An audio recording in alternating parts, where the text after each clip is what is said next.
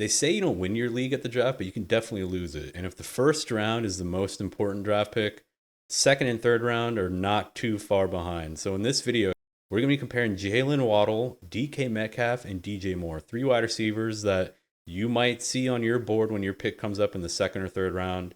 You're probably debating on which guy you should be taking. So I'm going to look at their past performance over the past 3 seasons. We're going to compare each one. I'm going to rank which one that I would take above the others. And I'm Ron. This is Ron FFB. If you find value out of this video, man, before we hop in, I would really appreciate a like, appreciate a sub. Let me know what you guys think. I'm super down to hear you guys' thoughts on who you'd rather take. Maybe your preference on how do you like to construct your fantasy teams. Let's hop into this video, man, without wasting any more time. We're going to start this video with Jaylen Waddle. We're first going to look at Tua Tagovailoa as his quarterback. So out of the 3 quarterbacks on this list, I would say that Tua Tagovailoa is probably the most accomplished, right? He's the most proven quarterback on the list. Although we do like Caleb Williams as a talent, he's just young, right? Like we haven't seen him yet in the NFL, although he's dynamic. Tua has already proven to us that he can accomplish a lot in the NFL. I mean, he led the league in passing yards last season. And compare that to Geno Smith, right? Who I would say Geno Smith is the most likely regression candidate, potentially positive regression, or he might, resort to what he looked like 2 years ago, but I would probably bet against that. And the next thing is that according to Mike Clay, the Dolphins actually have a projected good offense, a very strong offense, but importantly, they only have a 51-point differential over the course of the full season. And he has them projected at being 10-6 on the season. So what I glean from that is 51-point differential is like middle of the pack. It's not incredible, but it's also not that great. They're not projected to blow teams out the way that they were last season. So that was a huge reason as to why Jaylen Waddle actually underperformed, is that he had one of the lowest, like a second half points scored as a fantasy player. So Tyreek as well, right? Tyreek Hill was like the wide receiver 1 or wide receiver 2 in other formats, without really producing a lot in the second half of games. So going into next season, if we do see like tighter games and a game script that really favors passing and Jaylen Waddle, I think we can see a lot of upside. Next thing is that Jaylen Waddle just as a talent is extremely dynamic. He's one of these after the catch monsters. He's somebody that the Dolphins coaching staff and Mike McDaniel specifically really like. Before they brought Tyreek Hill in, Mike McDaniel was chirping. He was singing singing Jaylen Waddle's praises, right? They bring in Tyreek Hill. He's been the absolute alpha wide receiver for them since they brought him in. But keep in mind, Tyreek Hill is 30 years old, right? So potential injury concerns, potential, cliff. I don't know if that's going to come for Tyreek Hill this season. He's still being drafted as like the wide receiver 1. So the expectations that he's going to continue performing as he was. But if we're in the business of risk mitigation, and if we're in the business of just making decisions in fantasy based on percentages, right? Based on just mitigating the risk of things happening. Wide receivers over the age of 30, it's just a higher risk profile, right? And Jaylen Waddle should be the beneficiary if anything were to happen to Tyreek. And another thing, Jaylen Waddle should see some positive regression in a lot of categories, right? So looking at his game logs, we see that as a rookie, played the full set, played 16 games, had 140 targets for 104 yards with 1,015 yards and 6 touchdowns. Not incredible, but a really solid rookie season. He was a wide receiver 17 and half PPR. The next season, he really pops off, sees a regression in terms of targets because Tyreek Hill does come to town, but nevertheless, he finishes as a wide receiver 7 with 75 receptions for 1,356 yards, so an improvement there, and 8 touchdowns. And he sees one of his highest yards per catch, yards per target. It was an incredibly efficient season by Jaylen Waddle. And then last season, we see some, major regression. He only plays 14 games. He gets only 104 targets, 72 receptions for 1,000 yards. He sees a lower yards per catch at only 14 this time, lower yards per target at 9.74, and he only gets into the end zone 4 times. So that's kind of the bulk of the regression came from, number 1, reduction in games played, number 2, reduction in yards per catch, and most of all, reduction in touchdowns, right? He had half the touchdowns he had the year before. So let's talk about some concerns. So I already kind of touched on some of the concerns, but one that has to do with fantasy football is that they do play Houston, San Francisco, and Cleveland in the fantasy playoffs. And generally, they have a pretty difficult strength of schedule. We'll talk a little bit more about strength of schedule later when I compare all 3 players. But that could be concerning. Houston should have a really good secondary. So should San Francisco, and Cleveland has always been a very stout defense. They did lose a couple pieces, but I still do imagine them being generally strong, right? But if they're going to see Houston and San Francisco in weeks 15 and 16, you might not even get to week 17 where they do face Cleveland, where that might be the weaker of the three. Next thing is that his health, right? So he's been dealing with injuries. Actually, surprisingly, he's only missed 5 games in the last 3 seasons. I was actually surprised to see that because it seems like he's been banged up or hurt way more often, right? Like, I don't know how many times he's left the game early then to return like the fourth quarter, or has been banged up right in the first quarter of a game and just played hobbled, didn't really produce the rest of the game. Seems like it happened quite a lot. I don't know if anybody has any data there. I'd love to see it. And the third concern for Jaylen Waddle is that there's just a lot of mouths to feed on this offense. And they're only projected to score 399 points this year. That's, again, according to Mike Clay. Mike Clay does really fantastic projections every year. He seems to be the dude who kind of like takes the point, or is like the projection setter in the industry, and everybody kind of plays off of him. So 399 points projected to score as an offense puts them at 13th or 14th. So there's 13 teams ahead of them. So that's Jaylen Waddle's profile. Let's move on now to DJ Moore. Here are the good things about DJ Moore. He's got Caleb Williams, a very exciting rookie prospect, one of the better quarterback prospects we've seen come out of college football in a very long time. He can extend plays. He's got a lot of like Mahomes vibes to him. DJ Moore is really talented. He's a very talented wide receiver one. He should be the number one guy there. He should lead the team probably in targets and receptions and yards. But I do think his totals will be down. So he'll lead the team. Well, it'll be the biggest piece of a smaller pie, if that makes sense. Just rookies in general don't, like, if Caleb Williams breaks 4,000 yards, I think it would be like an accomplishment. And pair that with the fact that he's going to be competing with a lot of other guys, right? So next thing is that he's had the highest targets per game over the last 3 seasons compared to the other 2 players at 8.2 targets per game. So he's always been a very highly targeted wide receiver everywhere he's been. Now, you can attribute that to the fact that Justin Fields really literally could not progress through his reads, and he would just stare down DJ Moore every single time, and that kind of like skewed his data. You can also attribute it to the fact that there was really no other wide receivers with DJ Moore when he was with Chicago. Darnell Mooney had that one season, but for the most part, not a lot of talent around him. Anyway, let's talk about the concerns. Let's hop into that. 382 total points projected by Mike Clay, which puts them in the lower third, so they're not projected to be a very strong offense. Another thing, I kind of already mentioned it, he was very much tunnel visioned by Fields. He had a few really massive games to really boost his season. So I'm going to throw up the game logs for his 2023 season, and you can see week 1, only 3 points. He did not help you win anything in that week. Followed by 13, then 11, then 23, then 45, followed by like 5 straight weeks of 7, 9, 7, 3, 8 fantasy points, followed by another little 3-game explosion with 19, 16, and 23, followed by duds, right? So he's a very much boom-bust wide receiver. I think it's not talked about enough that DJ Moore is truly a boom-bust wide receiver now. Again, he's got a new quarterback. He's got Caleb Williams. Last season, was brutal, but I do think they should be a lot better this season. I do think he should be productive. He should be the alpha wide receiver. But yeah, he's got Keenan Allen and Odunze. Another factor that they should be really nipping at his toes, right? Especially Odunze. Now, the problem with Keenan Allen is that I think Keenan Allen is bad in terms of, I'm sorry, I'm not going to say he's definitely not bad, but I think he's just a little bit past his prime. Supposedly he's overweight going into training camp. I do think he's going to be like the third option, but I don't think the team views him that way. I don't think the industry views him that way. I think it's just us fantasy players that view Keenan in such a negative light. I do think he's still going to be very productive. He's still going to be like a possession receiver. He should just command the slot pretty much the entire season, which could mean that he's going to get a lot of work, or he's going to get a lot of targets. So that's going to eat at DJ Moore's potential ceiling, in my opinion. And then Odunze, I don't even have to really talk about him too much. Up and coming rookie, he should be very exciting. He should be like a big play threat, which typically, DJ Moore, as you guys have saw from his past production, he's very much boom bust. What if Odunze takes over that kind of boom, right? That boom potential for DJ Moore. That would, maybe we'd get more consistency out of him, but it might limit his ceiling. Another thing, the last concern, is that they're projected to have the 12th ranked defense. So pretty low points allowed again, according to Mike Clay, low points allowed projection, meaning they're projected to have a pretty good defense, right?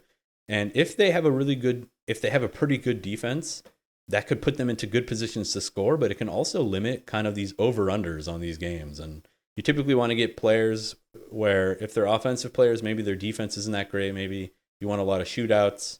For running backs, you want their defense to be strong and you want their team to be projected, high win-loss. You want them to be in positive game scripts. So that's just a small concern. I would have preferred to see Chicago's defense being bad. Then there would be a lot more opportunity for Caleb Williams to just be slinging it and for DJ Moore to benefit from that. And now we move on to the last guy on the list. It is DK Metcalf. I'm going to start by saying DK Metcalf is an athletic specimen. He's an absolute physical beast, and he's a massive red zone target. And that's why he has the highest touchdowns per game on this list of 3 players. He's got 26 touchdowns in 3 seasons. Nobody else had over 20. So keep that in mind. He produced really well despite the fact that Geno Smith was pretty much a fart, right? He was an absolute fart, a fart that you're trying to hide in public but just squeezes out, explodes. Everybody hears it around you. You're embarrassed. Everybody's embarrassed for you. That was Geno Smith last season. He returned to the fart-like pumpkin that he's always been, in my opinion. I think that one season was a fluke where he was really efficient. I think it's just like ceiling cap, right? There's a reason nobody has really given him starting roles in his career, right? Like, I know they wrote him off and he didn't write back. Yeah, cool story, great story. But I think there's a reason they wrote him off, right? And we saw it. Like, I think he spoke a little too soon by gassing himself up. So that's just my opinion. Let me know if you guys disagree with that. Maybe there's some data to prove me wrong, but another good thing about him is that he's got no big injury history. DK Metcalf has been fairly injury-free his entire career. But here are the concerns about DK Metcalf. Jackson Smith-Njigba is projected to be very involved this season. They have been gassing him up in training camp, the coaches. He has the draft capital, and he's a really talented wide receiver, right? Don't forget, he was like the top wide receiver drafted last season. Had a down year, but I think it's because Geno was a fart. And that leads me to the next concern. Geno Smith can continue being an absolute fart. Like, it's very possible that Geno Smith continues being a pumpkin and he doesn't turn it around. I think it's more likely he doesn't turn it around, especially considering the emergence of Kenneth Walker. They're expecting Kenneth Walker to be very involved.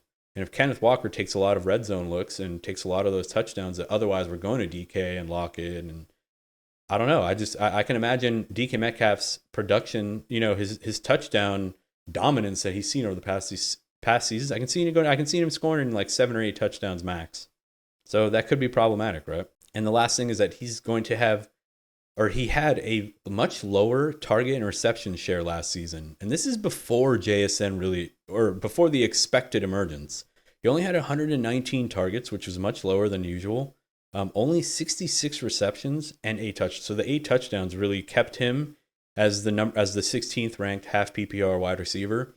But overall, his volume has really decreased last season, which is concerning, right? Like, we see a general downtrend in DK Metcalf's career. Like, 2020, 10 touchdowns, 1,300 yards, 83 receptions. Fantastic. Like, arrows pointing up, baby.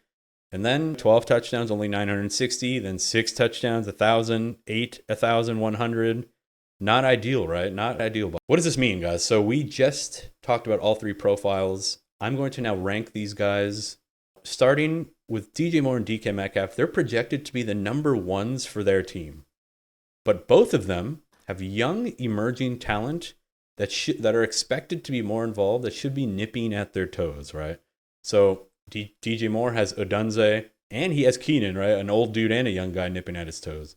DK Metcalf has JSN and Tyler Lockett, an old guy, also still potentially nipping at his toes. So that's the situation. Wide receiver 1s with dudes behind them. My expectation is that Moore and Metcalf have actually had their best seasons behind them. I really do believe that. They're 26 and 27 years old. That's not crazy. That's still very much in the prime of a wide receiver's career.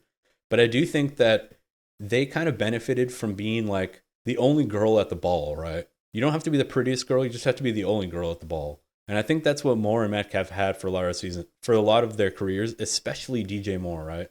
DK Metcalf had only Lockett, who was also really great, right? They both produced very much together in tandem. But now Metcalf has an aging Lockett, but an emerging supreme talent in JSN. Probably one of the best sleepers this season for a lot of people. So I want to introduce you guys now, before I move on to Jaylen Waddle, to this concept called yards per route run.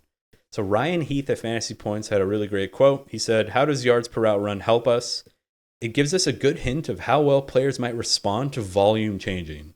It also allows us to more meaningfully compare players across different teams with different overall pass rates. In other words, it's a good approximation of overall ability and skill." So he had this, another part of the quote was that A.J. Brown's 2.59 yards per route run with the Titans in 2021 ranked top 10, although he averaged only 13 fantasy points per game the following season. The following season, when he was traded to the Eagles and no longer stuck on one of the most run-heavy offenses in the NFL, he was a top 7 fantasy wide receiver. So essentially what the thesis here by Mr. Heath was that yards per route run shows us how good a wide receiver is in a vacuum, right? Based on how many routes they're running, how many yards are they typically getting. So they do that by dividing total yards by routes run, and that gives you the yards per route run. Supposedly, it's a very indicative prediction or stat in predicting fantasy success, according to a lot of experts. So with that in mind, we're going to look at this chart. We're going to look at yards per route run. We see I've created this chart with a couple of rows here on the left. Games played, 2023 yards, 2022 yards, 2021 yards, and then we got the totals here. We got total targets, 361, 417, 389. So it goes Jaylen Waddle, DJ Moore, DK Metcalf in that order. Yeah, we see that I've color-coded some of the things in terms of importance, in my opinion. With yards per route run, we see that Jaylen Waddle has the highest on this list at 2.63, with DK Metcalf having one of the lowest. Now, I mentioned DK Metcalf had 26 touchdowns in the past 3 seasons, giving him one of the higher touchdowns per year, right? And I would agree, and I would continue to say that DK Metcalf has one of the highest touchdown equities or touchdown upsides on this list. I still stand by that. But however, DK Metcalf actually charted pretty poorly in some of the other per game metrics, which I think per game metrics are really important because it shows us, it kind of like takes injuries out of the equation, right? And yards per route run for DK Metcalf was poor. Yards per route run for DJ Moore was middle of the pack. So there's ascendance, right? Pretty much a 0.3 difference as you move toward Jaylen Waddle. We see that targets per game, Jaylen Waddle actually had the lowest targets per game. So that solves the volume part of the equation, where if we increase volume, can we expect these other charts or these other metrics to increase as well? So that's the hypothesis. That's why I think out of these guys, I think Jaylen Waddle actually shows the most promise. We see that in most columns, Jaylen Waddle has green charts, so he leads in yards per game, he leads in receptions per game, but where he struggles and where I'm a little bit concerned about the output of Jaylen Waddle is in the strength of schedule. So strength of schedule in 2024 for wide receivers, the Dolphins have the 26th ranked strength of schedule, meaning it should be a very tough strength of schedule. For QBs, they're at 30th, so very concerning. Seems like tough sledding might be ahead for their wide receivers and quarterbacks. So for Tua, DJ Moore actually, interestingly, the number 1 strength of schedule for wide receivers and for quarterback. That's music to the ears of any rookie. So with Caleb Williams coming in with so much hype, so much potential, and the fact that they have one of the easier strength of schedules for quarterbacks and wide receivers, that's what you want to hear, right? That's very positive indicator. Now, with that in mind, I think Waddle is the young emerging talent. So as I mentioned earlier, the other 2 guys have young emerging talent nipping at their toes, while Waddle is that guy. He's the dude who's nipping at the toes of Tyreek Hill. And Waddle already showed us that he can be productive even as the second option, right? So I think Jaylen Waddle's best season is still ahead of him. I think that he has a better quarterback. He's in a better offensive system, and he has a much higher ceiling because of that. And keep in mind that if Tyreek Hill were to go down, Jaylen Waddle is instantly a top, maybe 10, dare I say top 5, top 6 type guy.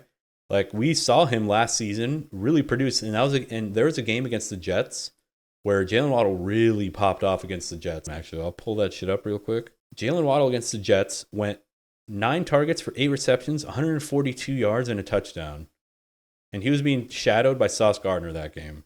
So absolutely incredible. Jaylen Waddle already showed us that he can be the wide receiver 1 for the team. Another thing is that the Miami run game should regress negatively from a touchdown point of view. They got so many touchdowns. It's such a productive and efficient and effective run game that it really took away from the touchdown potential of Waddle and Tyreek and everybody else on the offense. So, with all those things in mind, I would rank them in the following order. Jaylen Waddle, number 1, because of the ceiling, because of the quarterback, because the fact that they're going to be in tighter games. The run games shouldn't be as effective and shouldn't score as many touchdowns, despite the fact that he has a lot of mouths to feed. I just think in fantasy football, you want to go for ceiling, man. You don't want to get 4th or 5th place in your league. You want to win, right? And Jaylen Waddle in like this 3rd round, it's just, if you pair him with another like high upside wide receiver like a Justin Jefferson, like a Jamar Chase, and then you swing around, you get an RB in the 2nd round, then a wide receiver in the 3rd, and that wide receiver can be Jaylen Waddle. I think that's the perfect makeup of a team that should help you win your fantasy championship or lose it, right? I think the consistency issue might be the one peg against Jaylen Waddle. And then in 2nd place, I do have DJ Moore. I think DJ Moore, just with the metrics in mind, the fact that he's always, targeted heavily, he averages middle of the pack between the 3 in yards per game. He doesn't have quite as much touchdown potential as DK Metcalf, but I do think he's going to be on a better offense, a young, exciting quarterback. He should be the alpha wide receiver there. It's just the reason I have DK Metcalf ranked 3rd out of these guys. He's got the worst quarterback out of the 3, in my opinion. His volume seems to be decreasing with, the emergence of JSN, and they're saying he's going to be so involved. It's just a little concerning, right? Like DK Metcalf has to really get you touchdowns. The only area out of these 3 players where DK Metcalf is like, you can make a compelling case that he should be ranked above these guys is in the touchdown department. And what if that goes down? What if he doesn't hit his touchdown projections? What if he only scores 5 touchdowns, right? What if he has like just an unlucky season and he gets double covered? So that's my list, guys. It's Jaylen Waddle followed by DJ Moore followed by DK Metcalf. I hope this video helped you guys. I hope it was a little bit scattered. I had quite a lot to cover, but I hope it helped. If it did help, I'd really appreciate a like, a sub, and I'll catch you guys in the next video. Peace.